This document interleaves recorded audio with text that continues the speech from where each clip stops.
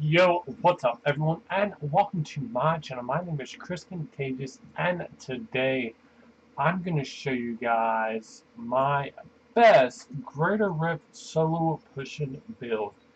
And this is with my Judge Dredd Solo Crusader. And this build just absolutely annihilates. So let's jump straight into it. First and foremost, I'm going to show you guys what I have in the cube, and then we'll jump into the gear. I just want to run through this Greater F90 and just show you guys how good this build actually is. Now, you will get a couple of buffs, and this build can definitely be a little bit more optimized. So in the cube, I have probably one of the good and best weapons you can actually use in the cube, which is Icon's Addendum, which grants the effects of profits and embodiment of rooms, as well as armor slot, is Aquila Cuirass. While above 90% primary source, all damage is reduced by 50%. Pretty essential. And then, of course, for the rank slot, we are using Convention of Elements. So let's jump straight into the build. Now, you guys probably knew all the skills for this, but you definitely want to be using Blade of Prophecy. Now, if you want, you can in the cube, you could switch out Icon's Addendum for probably the Furnace, because 50% damage to elites is it's pretty big, but I feel Icon's Addendum is way better. But yeah, definitely want to use Blade of Prophecy or Icon's Addendum as your primary weapon.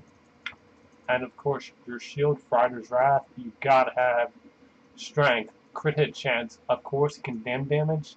Now I have vitality in mind, which gives me a bit more toughness. So you can actually switch out vitality for a cooldown reduction as well. And then for boots, I haven't really got a good pair of boots, set or illusory.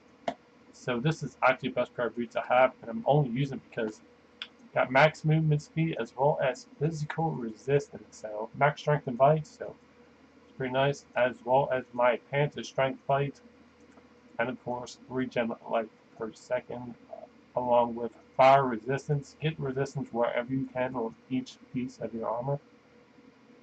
And of course, I am using focus and restraint. Both have crit damage, crit chance, and of course reduced cooldown, as well as life after kill and any resistance where I can get it. So my belts, now this is actually essential for the Icon build. So you definitely want to get strength and bite resist to all elements, as well as reduce cooldown of all skills by 8%. Pretty nice actually. It's almost a god tier roll. Now our strong arm bracers, we have yet to get a good roll. I haven't gotten an ancient one yet. So it kind of sucks, but we're going to work on that in the future. And 24% damage for 6 seconds now. I would like to have that towards 28 and 29, but it is what it is. And then for your gloves, you definitely want to go crit hit chance, crit damage, and of course, reduce cooldown of all skills. Pretty essential. As well as chest, strength. I got strength and condemn damage. Now I would love to switch out armor for something more efficient, but that's life after each kill, so it works for me. And then for my helmet, which I actually have strength and bite, and I would normally go crit hit chance, but instead I rolled for vitality just because I wanted that added vitality to give me somewhat close to 500k life. And then of course your shoulders. Definitely want to go reduce cooldown of all skills by 8%, and of course try to get max tier condemned damage as well as strength and resist to all elements. Now a lot of this gear is not ancient buy whatsoever. And then my talisman, which is lightning skills, deal 20% more damage. Now, not what I really want. I would rather prefer holy damage, but it works for now since I'm going to be decent. And then, of course, my gems. So in our talisman of Icon, I have Esoteric Alteration, which is that's so essential for this build. And then of course Bane of Powerful and Bane of the Trapped. All my gems are 92 to 94. So this build isn't really that optimized, but what makes it more optimized is Akan's Addendum, which grants profits and embodiment of power runes. And then for my skills, I'm actually using for Aqua's Champion Rally. Using Aqua's Champion reduces the remaining cooldown of your other abilities by 12 seconds.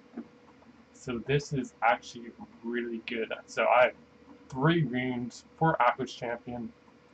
And of course you guys know Profit gives me 150% additional armor while Aqua's Champion is active. And of course Embodiment Power increases the bonus wrath regeneration from Aqua's Champion to 10. So my wrath is almost always max, and I have Aquila Karas in the cube, which reduces damage taken while I'm at 90% resource. So this build is really essential. And if you guys aren't enjoying the video, please smash that thumbs up. I would greatly appreciate it. As well as subscribe to the channel if you're new.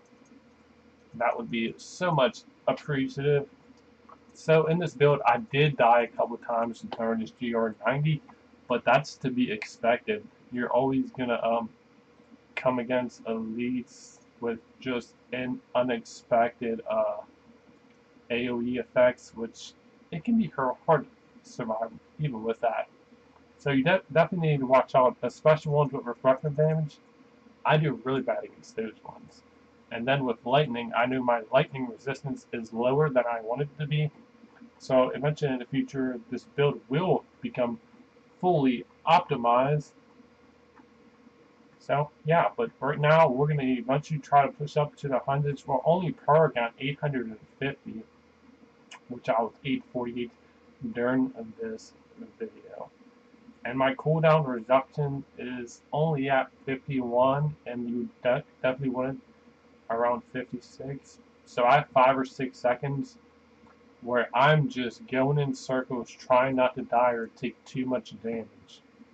Because I know that's usually when I die, when I lose my Aqua's Champion. So yeah.